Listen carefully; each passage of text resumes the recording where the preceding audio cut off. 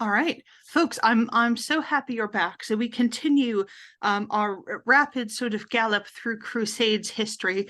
The idea is to sort of give you jumping off places for things to look up. And tonight we're going to cover sort of about just shy of 200 years of the history of the often called the Latin East. I prefer Outremer. Let's sort of talk about that.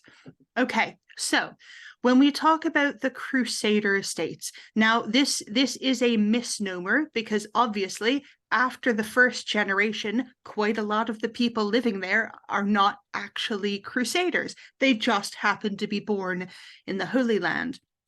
So historians tend to like to call it Outremer, or which is essentially the French word for overseas, or they like to talk about, the Latin East, or the sort of, Latin kingdoms, principalities, etc.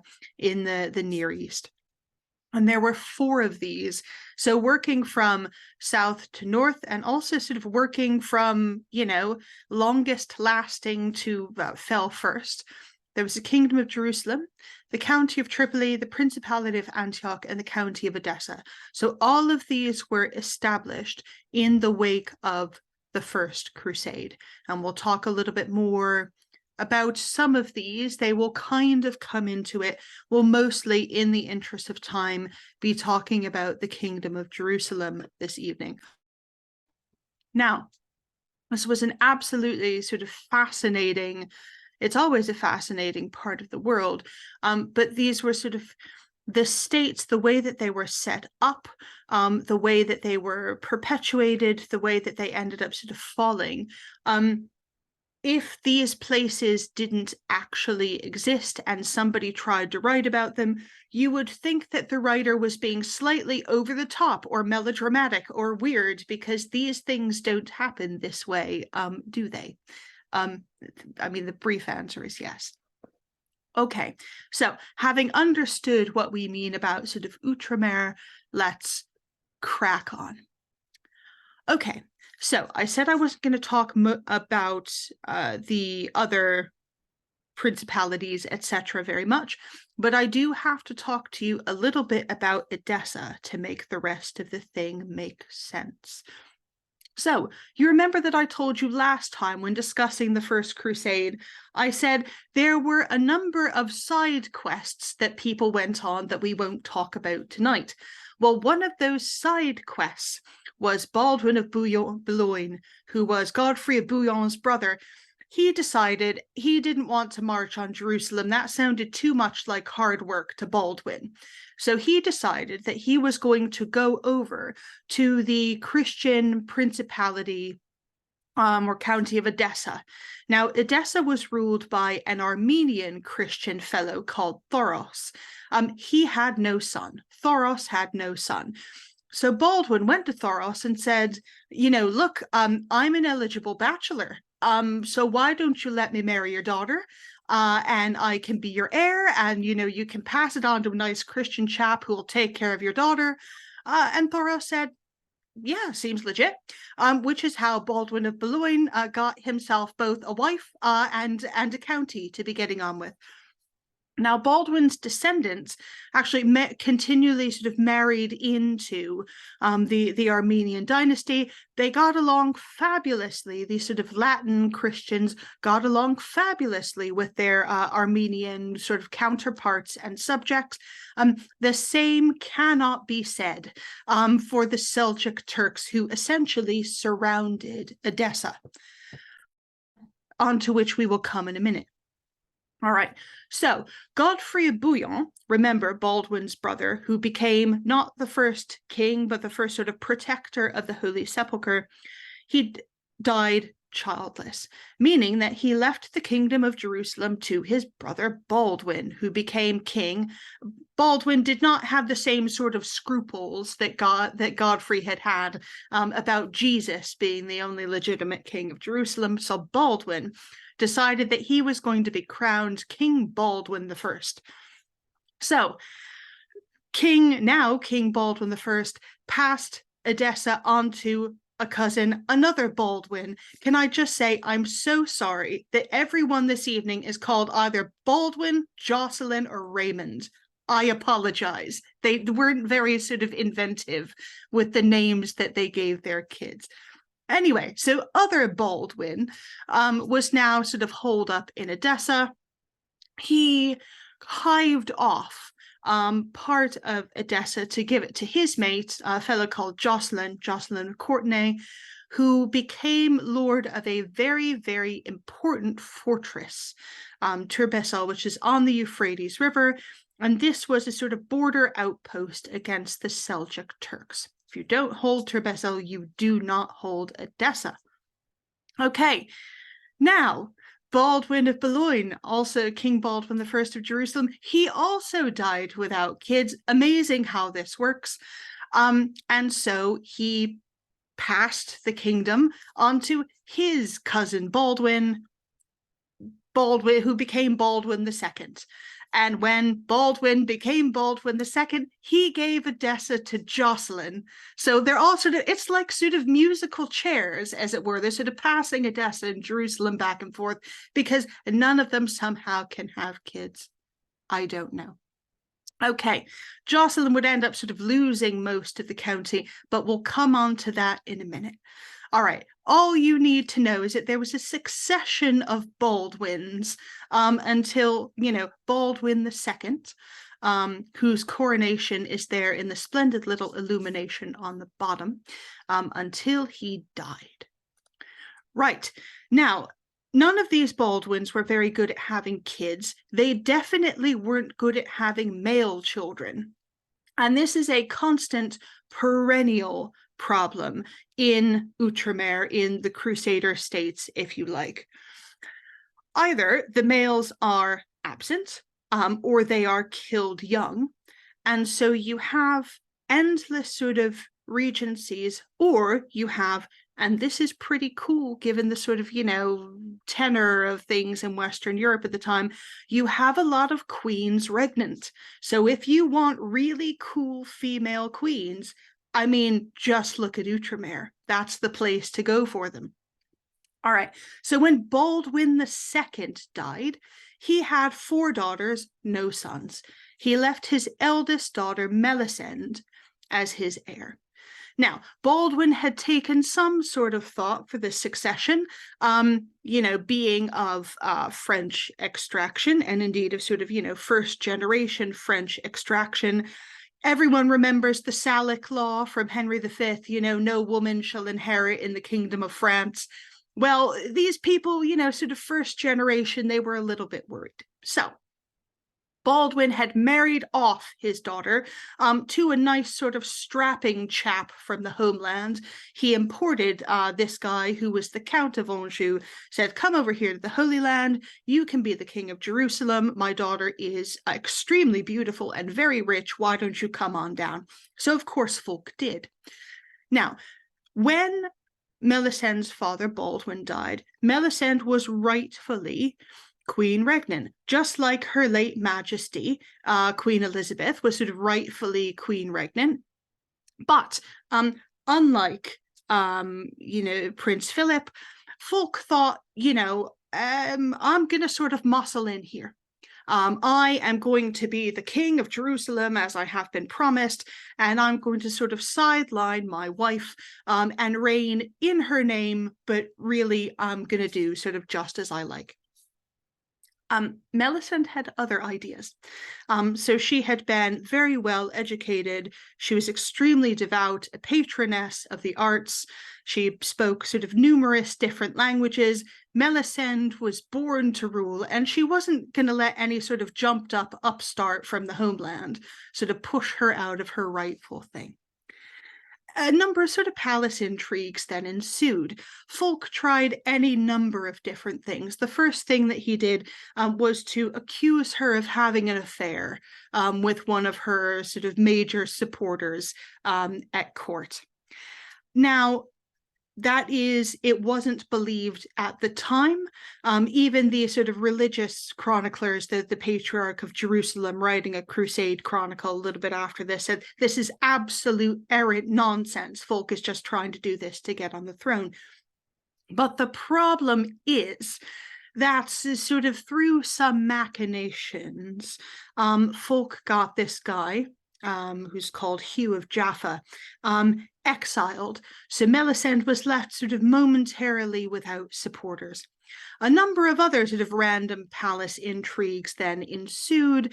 Melisende's faction at last, I will not go into these machinations, but they are fascinating. Melisende's faction at last got the upper hand, and Fulk's influence waned. So you see mostly Melisende's name on charters after about sort of 1135, meaning that, you know, Fulk had played and Fulk had lost. Now, Fulk, having lost, he needed to get back in his wife's good books, because obviously, you know, he's a random sort of chap from the old country, and, you know, he doesn't have any sort of position in the Kingdom of Jerusalem unless he's on good terms with his wife. So my question to you folks is, if you have tried to stage a coup against your wife, what do you buy her as an I'm sorry present? Well, let me show you. It's in the British Library, actually. Behold what is often called the Melisende Psalter. And it has this beautiful sort of carved ivory turquoise cover. Here are just a few, literally just a few, of the very splendid illuminations from this Psalter. And yes, the background of all of those images is in fact gold. I love the sort of black and gold effect at the beginning of the Psalms there with David with his little harp. Anyway, so Fulk, you know, he bought Melisende a nice sort of present. He obviously, you know, did quite a bit of groveling. And in the end, when Fulk died, I think Melisende was probably slightly sorry to see him go. Not super sorry, though, but at least Melisende had done what her three forebears had not done, which is that she had produced a male heir. Can anybody guess what he was named? That's right, Baldwin. Okay, so, right, we're going to leave sort of Fulk and Melisende in Jerusalem for a minute and turn our focus back to Edessa. You remember the sort of northernmost sort of outpost of the Latin East. Okay, you also remember how I told you that while the Franks in Edessa got on swimmingly with the Armenians, they did not get on at all with the Seljuk Turks who were sort of surrounding them.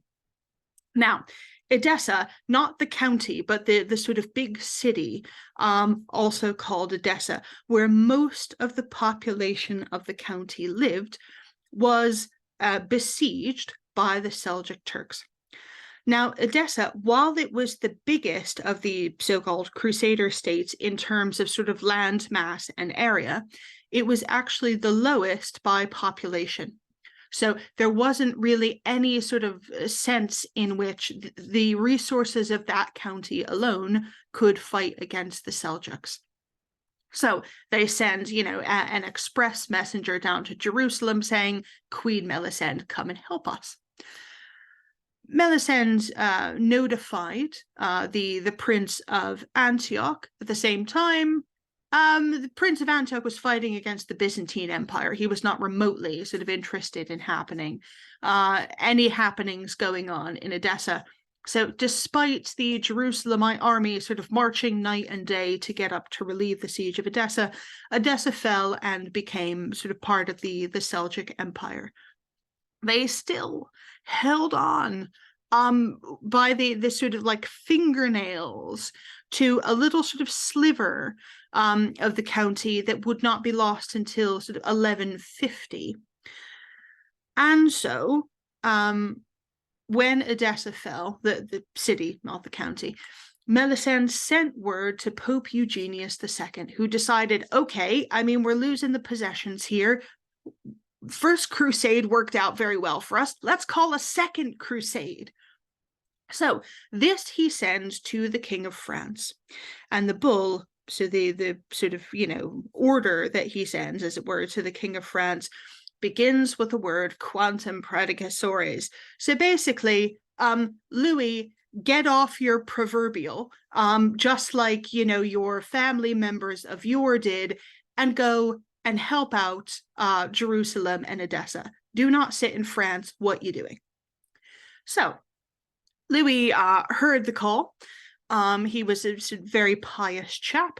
He and the Holy Roman Emperor at the time, Conrad III, decided, okay, we're going to go on crusade.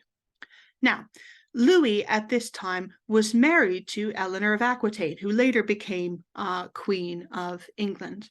But she was still with her first husband at this time. And if you've ever seen the movie Lion in Winter, when Katharine Hepburn talks about riding bare-breasted halfway to Damascus, the Second Crusade is what she's talking about. I don't think she probably actually didn't ride bare-breasted, but, whatever. But anyway, Eleanor of Aquitaine at this time, she also, she was Queen of France, but the more sort of interesting thing that was going on was she was also Duchess of Aquitaine, which was actually much better than being Queen of France. She was, you remember how I told you her sort of ancestor who had gone on the First Crusade had been the richest man in Christendom? Well, Eleanor had inherited all of that. So it was one essentially queen regnant marching out to the aid of another. I told you, if you like women's history, the Crusades are really what you want to do. Okay, so Eleanor, Louis, Conrad, all of them rock up to Acre. And here's where things start going south. So it started going south because, frankly, the men got involved. So when I mentioned to you that Melisande had produced a male heir called Baldwin, well, Baldwin was 18 at this time, and he wanted to throw off the shackles of his mother. This was Baldwin's time. He wanted to come into his own. And given that this king and this emperor had sort of rocked up to some of his possessions to help him, he said, all right, we're going to have a confab. Now, the ladies, what they want to do is retake Aleppo, which will obviously help with retaking Edessa. They're in the same part of the world. I'll show you a map in a minute. And this was obviously the right thing to do, which is why that's not what happened. So the men sort of overruled the ladies, and they decided that they were going to go take Damascus instead, which was a problem because Damascus was ruled by the type of Turks that they weren't fighting. So they decided to go attack the friendly Muslims and leave the unfriendly Muslims to do whatever they wanted in Edessa, because that's a great idea.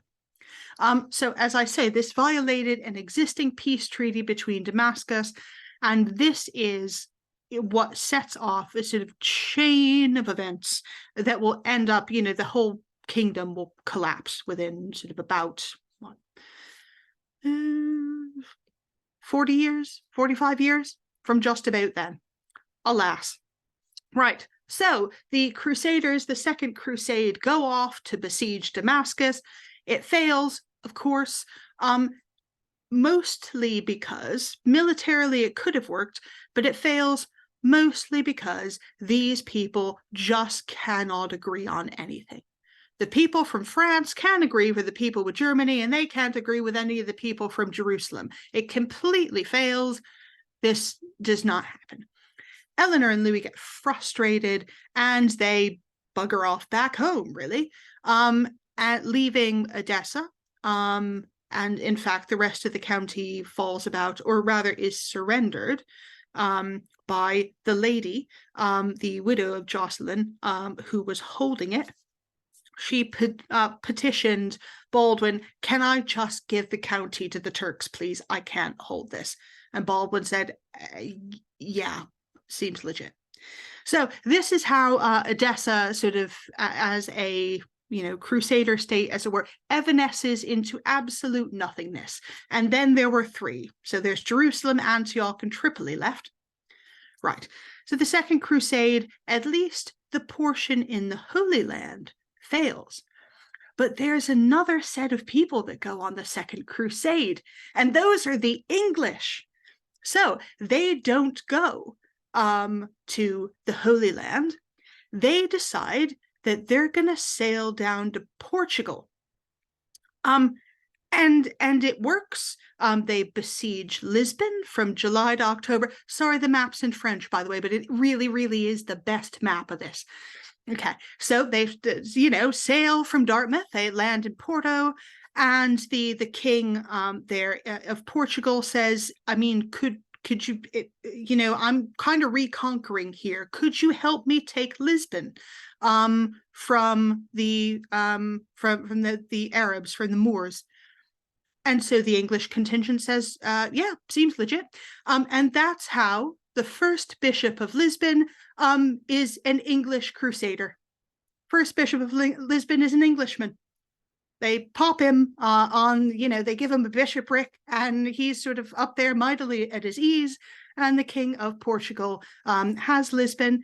And this is also why, by the way, the oldest sort of standing peace treaty that England has with anybody is with Portugal, because they have been brothers since the Second Crusade.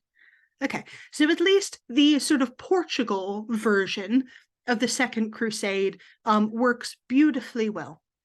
Everything else that goes on is an absolute shambles.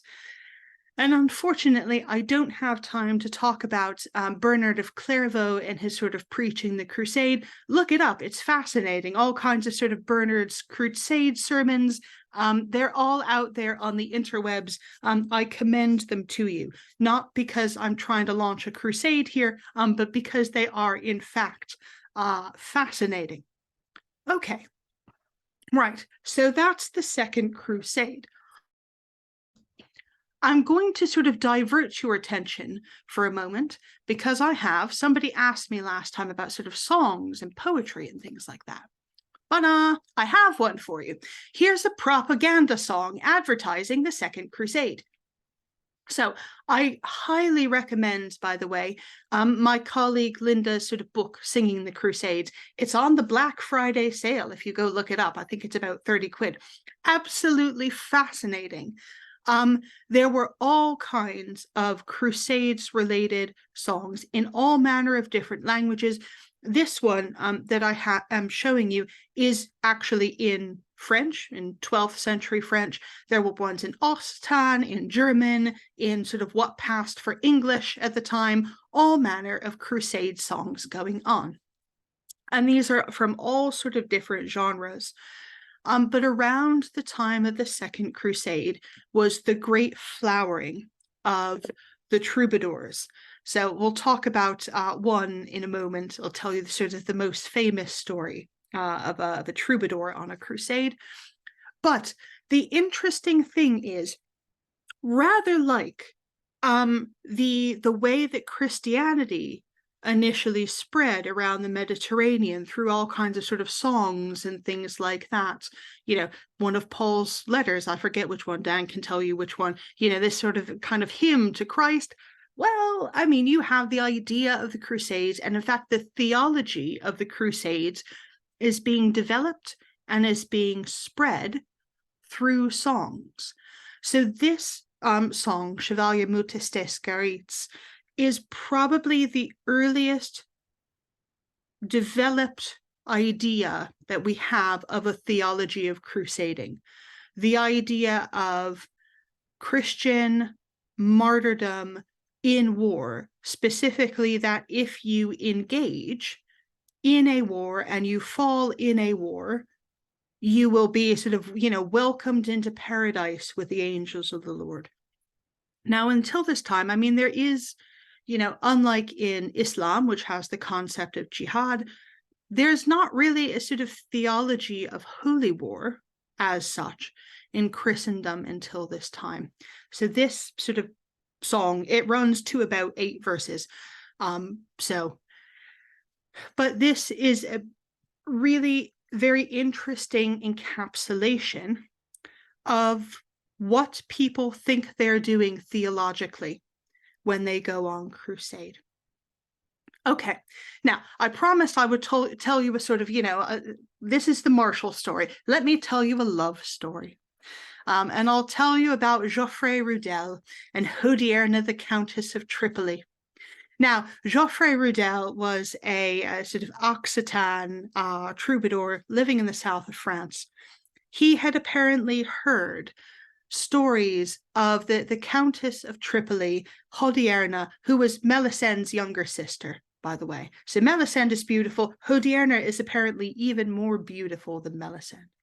So people coming back from the Latin East had apparently told Geoffrey how beautiful Hodierna was. So he had this idea of this beautiful woman in his mind. He wrote numerous songs to her celebrating this woman, who, by the way, he had never seen. The call for the Second Crusade goes out, and Geoffrey thinks, wonderful, I can go on crusade, I can, all my sins will be forgiven, and also, finally, I will get to meet the beautiful Countess of Hodierna. Okay, so this is the Vita, the sort of biography of Geoffrey Rudel. It's written in the 1140s at about the time of his death, or rather his presumed death. As the story goes, Geoffrey hears about the crusade. He takes the cross. I've put in the original Occitan because it's very interesting. It doesn't say, he decided to go on crusade. It's he se crozet. He clothed himself with the cross. And, went overseas. He got ill on the ship. He was taken off the ship at Tripoli. They called Hodierna to him, and he died very sort of gracefully in her arms. And she was the last thing that he saw upon earth. Now, this is obviously, it's a romance. Hodierna did not, in fact, become a nun. But the idea of the sort of amour de l'homme, so this, the idea of the love overseas, becomes a sort of a trope or a theme that runs through troubadour poetry from this time. All right, but the sort of personal story moment. The first album that I ever bought with my own money was David Munro in the New London Consorts album, Music of the Crusades. I recommend, it's very on brand. Dan is smiling at me. So I do recommend that you sort of look it up. All of this music has been recorded and is available to you to listen to. I'll send a couple of sort of links to recordings to Dan so that he can put them on the website. Okay, so that's, with that little sort of digression into song, I have to take you back to politics, I'm afraid. Okay, so has anybody seen the movie Kingdom of Heaven? Okay, forget everything if you've seen it. Ridley Scott knows nothing about history, nothing whatever, as we see by the sort of the new movie about Napoleon. Never mind any Ridley Scott movies. The actual Baldwin IV is a lot more interesting, and what actually happened around this is a lot more interesting than the stupid movie, which is not great. Okay, so this Baldwin, I have skipped over a generation. So this is Melisend's grandson. Okay, also obviously called Baldwin because everybody is called Baldwin. Okay, now the story goes with Baldwin. He was given an education by a fellow called William of Tyre, who really wanted to be the Patriarch of Jerusalem, and he didn't get elected. A guy called Heraclius got elected in his stead, and William was bitter. But anyway, William gets the job instead of educating the heir to the throne, which he does. So Baldwin is sort of amazingly well educated. The story is that one day he was playing with his little friends And William of Tyre noticed that whenever Baldwin's little friends got sort of pinched, they were sort of playing a game, they cried. Baldwin didn't. This was a problem because William suspected that Baldwin had leprosy. William didn't want to say anything because Baldwin IV was the only heir beside his sister Sibylla, about which more in a minute. And he would have had to been sent to the hospital of St. Lazarus, essentially a leper colony, if the disease had been diagnosed in early childhood. So they kind of kept it under wraps. Baldwin becomes king when his father dies. Baldwin is 13 when he becomes king. The age of majority is 15 in the Kingdom of Jerusalem. So 2 years later, Baldwin becomes sort of king in his own right. He gets out from under the government of the Count of Tripoli. The first thing that he does is declare war against the Muslim ruler Saladin. Saladin, by the way, he wasn't a Turk. The Seljuks had sort of collapsed. Saladin actually was a Kurd, but he led a sort of number of folks from Syria and from Egypt. He actually succeeded in uniting Syria and Egypt, which had not been united up until this time, which meant, again, that the Kingdom of Jerusalem, like the other states in Outremer, were once again completely surrounded by a hostile and fairly well-organized enemy. Okay, so despite suffering from leprosy, Baldwin decided that the first thing that he's going to do, now that he's 15, is declare war on Saladin. He gets on his horse, even though he can only use one hand, and even though he can't feel his legs or indeed anything else because leper, he gets on a horse and goes off and wins a spectacular victory against Saladin, despite being outnumbered, despite being sort of barely 16 by this point, and despite being a leper. It would take Saladin basically about 10 years to regroup after Montgisard. So, I don't want to see this sort of, Edward Norton in robes. The real actual Baldwin is the one that you see on the top there, the little sort of illumination of him. Now, Baldwin got progressively worse. There's this sort of idea that his puberty brought on the lepromatus, so the really virulent form of leprosy. However, he still conducted the business of government in person and himself, despite the fact that petitioners were kind of scared to be around him because leper, sort of, bits falling off and things like that. People didn't want to be around him, but he still conducted the business of government in person, and he still led his armies in person. When he could no longer ride a horse because he couldn't feel anything or sit upright on a horse, he was carried into battle on a litter. Why? Is it just because he was so noble or whatever? No. The answer is because everyone around him was a moron who decided that they were going to let their sort of personal squabbles get in the way of uniting against the enemy that was now very well organized and surrounding them. So Baldwin tried, I think, 4 times to abdicate in favor of well-experienced military commanders who knew what they were doing. But the problem is that nobody would follow anybody except Baldwin, who was, despite being very young and a leper, an excellent king. Okay, so as I say, Baldwin tried. He tried to abdicate. Unfortunately, there were 2 opposing factions at court. The first was, this is a long list of names, don't worry about it, essentially Baldwin's paternal relatives. So everybody who was related to his father, who uniquely was not called Baldwin. His father's name was Amalric. Amazing, isn't it? a king not called Baldwin. Okay. So Baldwin's paternal relatives, and this is where Balian of Ibelin comes in, who, was not going to go off with Eva Green because he was already married to the sister of the Byzantine emperor. Already spoken for, ladies. I'm sorry. Okay, so Baldwin's paternal relatives were locked in a running battle with Baldwin's maternal relatives, including his sister, Sibylla, and her husband, another French import who was absolutely useless, Guy de Lusignan.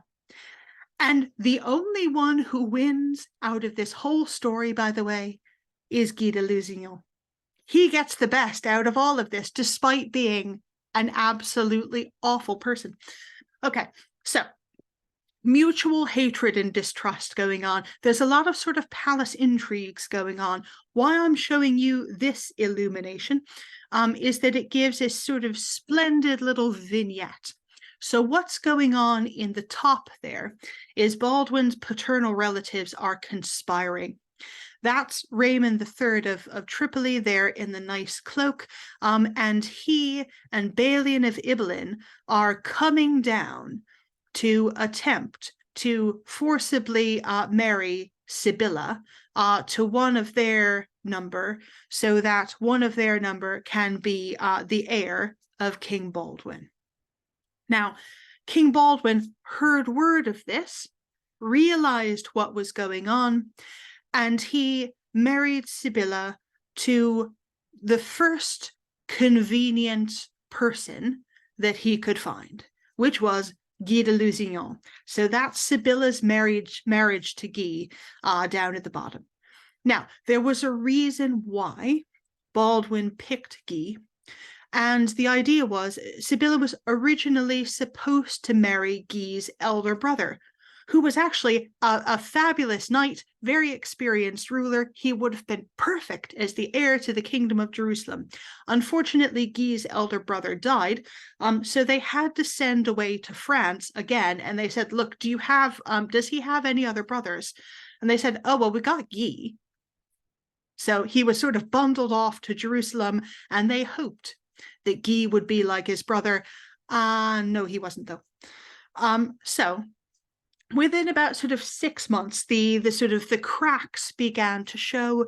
Baldwin tried to get Sibylla's marriage annulled, and she was absolutely not having it. Despite the fact that Guy was useless, Sibylla was in love. So unfortunately, that was a loss for the kingdom of Jerusalem, alas. Anyway, there are years and years and years of machinations. Baldwin dies. He dies in 1185. And the wheels fall off the kingdom of Jerusalem essentially immediately. What happens, Saladin is resurgent. Reynold of Chatillon, and this is probably the only thing that the movie Kingdom of Heaven did get right. Reynold of Chatillon was a complete psychopath. He decided that he was going to raid a caravan of camels on the way to Mecca for Muslims to do their Hajj, their pilgrimage. Not only that, but Reynold decided that he was going to sort of dabble in a bit of piracy.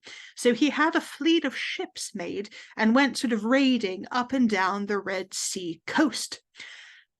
This rather put Saladin out because, of course, the kingdom of Jerusalem had a truce with him. The Christians violate a truce. Saladin feels that he is able to do reprisals. Reynold's best mate was the head of the Templar order, Gerard de Riedfort. Gerard decided that he was going to go take the battle to Saladin, and he decidedly lost the Battle of Cresson, in which just about 400 Templars, which is actually most of the order at that time, were killed. Gerard escaped to fight another day.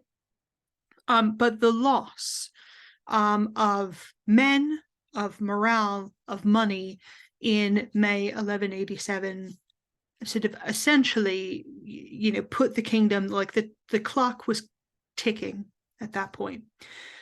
Guy decided that he was going to send the Patriarch of Jerusalem over to the west to try to get men money supplies. One of the places that Patriarch Heraclius comes is London. So if you go to Temple Church in London today, you will see an inscription saying Patriarch Heraclius opened this church in 1187.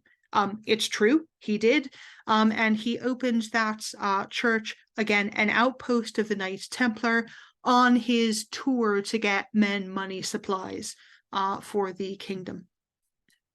Right, after Reynold's killing of the people in the Hajj caravan, and especially his Red Sea raiding, and the skirmish, or I should say the really big battle with the Templars, Saladin's gloves came off. He decided, okay, I'm invading. And so he did. He laid siege to the castle of Tiberias, just on the lake of the same name, where Raymond of Tripoli's wife, Esheva, was trapped. Now, Raymond, it's not that he didn't like his wife, but he knew that the castle was essentially impregnable and they could hold out essentially indefinitely. The castle could be resupplied via the lake. There was, essentially no problem. Guy, on the other hand, now remember, Guy hates Raymond of Tripoli, but he says, no, we're going to go and rescue your wife, Raymond. Why? Well, because Raymond gave Guy the advice that he should not engage Saladin. The head of the Hospitaller Order also told Guy not to engage Saladin. But Guy hated Raymond and mistrusted Raymond so much, and of course the Templars didn't much like the Hospitallers, that Guy decided that he was going to he was going to go after his own council, and decided that he was going to march the army of the Kingdom of Jerusalem from its very secure, well-watered position at the springs of Sepharia, where there was water, there was shade, both of these probably pretty important in a desert in July. He decided that they were going to march away from the water and away from the shade towards the Lake of Tiberias, to go and rescue Raymond's wife. Okay, so what happened? We're sort of following the red arrow here. So the army of the Kingdom of Jerusalem, they're basically up in Acre. They march to these springs here, springs of Sepharia. It's a sort of highland type area, but there are, as the name would imply, springs there. And if you have a fairly large army, although their fairly large army was only about 5,000 men at this time, which is basically nothing, given that the first crusade, 100,000 people had rocked up, 5,000 dudes it's not a lot.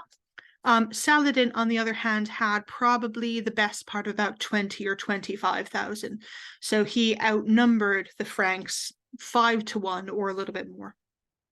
So rather than staying at Sepharia, the whole reason why Saladin was besieging Tiberias is that he wanted to draw the army of the Kingdom of Jerusalem away from what was an excellent position militarily. Guy, who was not used to fighting in a desert, because of course he's from France, he's not from Jerusalem, he takes the bait, essentially. Whereas all the people who had been in the Holy Land for a while told him, no, you fool. But Guy was, by then, of course, the king, because Baldwin was dead. So they decided that they're going to march down towards the Lake of Tiberias, on which the castle of the same name is sitting. Saladin intercepts them at the Horns of Hattin. It's a bloodbath, a slaughter, a horrible, just everybody does. Basically, everybody does. The most important relic, so the army of the Kingdom of Jerusalem would carry a piece of the true cross in front of them in a huge jeweled reliquary. You can see there the sort of, it says Holy Cross, and you can see Guido Rex here is trying to hold on to this thing for dear life as Saladin's taking it out of his hands. That's essentially what happened. So the Crusaders, so to speak, who are not killed are captured, including Guy de Lusignan, who always seems to win out of these things, and Reynold of Châtillon. They're both captured by Saladin. And this is also where the movie is actually accurate. Saladin offers Guy a glass of water, which is essentially shorthand for I am going to spare your life. Guy, of course, came from France. He doesn't realize what Saladin is doing, so he hands the water to Reynold instead. Saladin has Reynold's head struck off. He was not going to spare Reynold, who had, killed a bunch of people who were just off on a Hajj. Okay, so essentially, you see this lovely sort of large, big-looking Kingdom of Jerusalem. It becomes nothing. After the Battle of Hattin, they're down to just Tyre and a tiny little bit of Tripoli holding on. The entire kingdom just goes to Saladin. Okay, this is obviously a problem. Enter the Third Crusade. We're almost done, kids. Enter the Third Crusade. This is the one that everybody knows about because Richard the Lionheart goes on it. The only problem is, even though Richard actually, if you look at the map, Richard succeeds in getting a fairly sizable coastal strip back from Saladin. Notice what it does not include. Jerusalem's down here, kids. That's still owned by Saladin. That's not coming back actually until the Crusade of Frederick II, which I won't have time to talk to you about. Okay, now on the way, just sort of incidentally, on the way to the Holy Land, Richard captures Cyprus from the Byzantine Empire. He just takes it. And this is where Guy de Lusignan wins. So Guy had ruled Jerusalem in right of his wife, Sibylla. Sibylla dies in 1190, leaving, again, 2 daughters. Nobody can have sons, man. Guy, obviously no longer ruling Jerusalem because his wife is dead. Richard just gives him Cyprus as a kingdom. Because, of course, Lusignan belonged to Richard, who was the suzerain of it. So Guy was essentially his guy. Guy after he loses his first kingdom, he just gets given another one. And he and his descendants would rule Cyprus until, I think, 1481. The last descendant of Guy de Lusignan gives Cyprus to the Venetians because she can't, and it is a she, can't hold it anymore. So Cyprus, you could sort of make an argument that Cyprus is actually the longest lived Crusader state, but, we won't sort of go into that. Now, Richard knew that even if he retook Jerusalem, which he didn't have a big enough army to do, even if he retook Jerusalem, the people there, they could never hold it. There's no sense taking something if you can't hold it. So that's why, sort of in one of the chronicles, there's this sort of vision of Richard stood on a hill looking at Jerusalem, but not being able to take it. People were rather angry with Richard, but people were also rather angry with Saladin for making peace with Richard. Some of the local Frankish barons, who, by the way, most of them actually spoke Arabic, so they negotiated a peace between Richard and Saladin's brother Al-Adil, and saying, Jerusalem, Christians can go there on pilgrimage, Saladin will take it, and the peace that they end up negotiating sort of gives a coastal strip. But of course, you can't do much with a coastal strip, and not to mention sort of current events too much, but unless you hold essentially the West Bank and the Golan Heights, you're not going to hold the rest of Israel. And so, again, by 1291, the entire kingdom has collapsed. There are no more Frankish possessions in the Holy Land. So there were a bunch of crusades intervening. Here's a few. This is not a comprehensive list of all the crusades that went to the Holy Land between 1187 and 1291.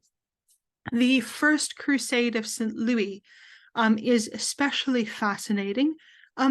Sadly, this is a gallop through the history, so we don't have time for it, but I commend this to you, and I will sort of give Dan a link to give to you about the sort of primary source for this crusade, which is the Life of St. Louis, written by Jean de Joinville, who was actually on crusade with him.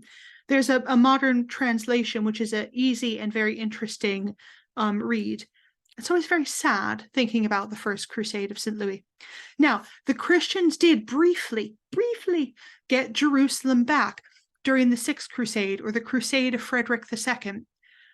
People really didn't like that. Do you know why? Because Frederick didn't fight. He just negotiated with the Sultan at that time, said, can I have Jerusalem back? And he got it back, which really pissed off the Christians that Frederick didn't fight. But anyway. Okay, so eventually 1260s, you sort of throw the Mongols into the mix, and they're fighting the Mamluks, and there's this awful battle of Ain-Jalut, Mamluks versus Mongols. It's like some kind of video game type mashup. Really interesting, but the problem is that the little coastal strip ruled by the Franks was sort of crushed between the Mamluk Sultanate, which arose in Egypt, which was more dangerous than the Seljuk Turks had ever thought of being, and this great sort of Mongol horde invasion.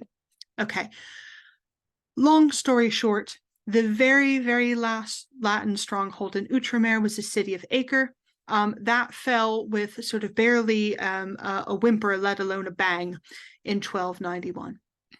So there we go. That's the end of sort of Frankish rule in the Holy Land. But little sort of, preview for next time. The end of Outremer was not, by no means, the end of the Crusade movement. We're only 200 years into an 800-year-long movement, kids. So you have to come back and learn more about that next time. But now, sort of questions, comments, rotten tomatoes, what you got?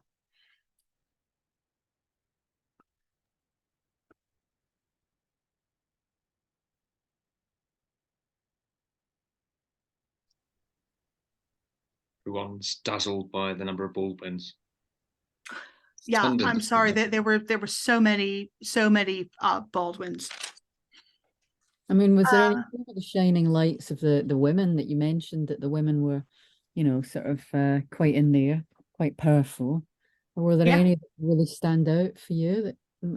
So, I mean, let's see. The queens of Cyprus were really interesting. And actually, this is how there get to be two different sets of people who have a claim to the kingdom of Jerusalem. So you remember Sibylla and Baldwin's half-sister Isabella ends up ruling the kingdom of Jerusalem after sort of Guy dies, every sort of thing bad happens. Isabella's daughter is both sort of queen regnant of Cyprus, and she does quite a lot actually to reunify, to reunite the possessions that Richard III had helped them win back. Alice of Antioch is really interesting. So this was Melisend's sister. Alice goes through 3 or 4 different husbands, and she's a sort of, power broker, trying to get, all of her children and her nieces and nephews sort of married. There's I guess some of the more interesting people are not actually queens. So there's an Aunt Yovetta, who is the abbess of the royal abbey at Bethany, which is the best endowed monastic house or convent in the Holy Land. So Yovetta actually raises quite a lot of these queens regnant, and so she is the kind of educational mastermind behind all of this. So yeah, it's replete, it's full, it's stuffed to the brim with fascinating women. Great, thank you. All right, let's see. Hillary said, can I talk about the sort of effect on the Western agrarian economy? I mean, after the sort of the First Crusade, the People's Crusade, there really wasn't a huge impact on the agrarian economy in the West. Successive popes tried to make sure that something like the People's Crusade never happened again. There were rules put in place around who and who could not take the cross or go on crusade, and this was all essentially to avoid mass movements of peasants away from the West and towards the East. And this is essentially where the idea of an indulgence comes from. So people want to participate, they want to have the benefits of the crusade, but if they're being prevented from actually taking the cross, they need another way to actually participate.